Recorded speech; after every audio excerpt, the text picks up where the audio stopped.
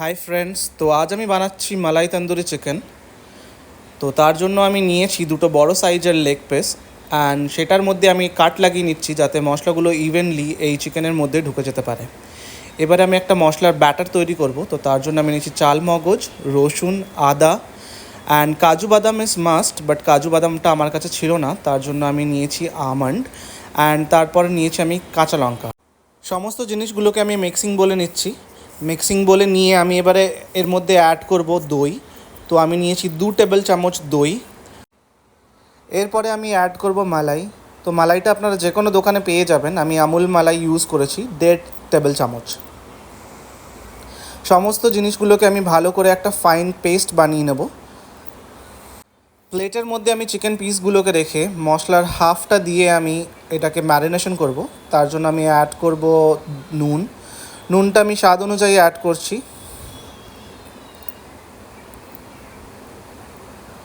এরপর আমি অ্যাড করছি অরিগ্যানোস। এটা একদমই অপশনাল, আপনারা চাইলে অ্যাড করতে পারেন, আদারওয়াইজ আপনারা স্কিপও করতে পারেন।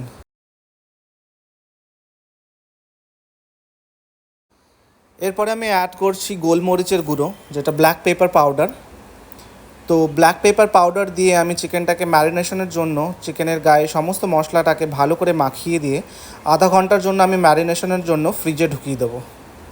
ফ্রিজ থেকে চিকেনটাকে বার করে একে একে চিকেন পিসগুলোকে হাই রেখে আমি মাইক্রোওয়েভ করতে দেবো এবং তার জন্য আমি তন্দুর মেনুটা সেট করব। এটা আমার অটোমেটিক মেনু। তো অটোমেটিক মেনুতে আমি যখন সেট করছি তখন আমার টাইম দেখাচ্ছে প্রায় 32 মিনিট। তো 32 মিনিট ধরে আমি চিকেনটার এক সাইড হতে দেবো। তো তার জন্য আমার লেগেছে 16 মিনিট সময়। 16 মিনিট পরে আমি চিকেনটার একটা সাইড বার করে দেখাবো কেমন হয়েছে। তো এবার আমি চিকেনটাকে উল্টে আরেকটা সাইড হওয়ার জন্য আমি মাইক্রো ওভেনে আবার ঢুকিয়ে দিচ্ছি। তো এবার 16 মিনিট পরে আপনারা দেখতেই পাবেন চিকেনটা কত সুন্দর হয়ে গেছে।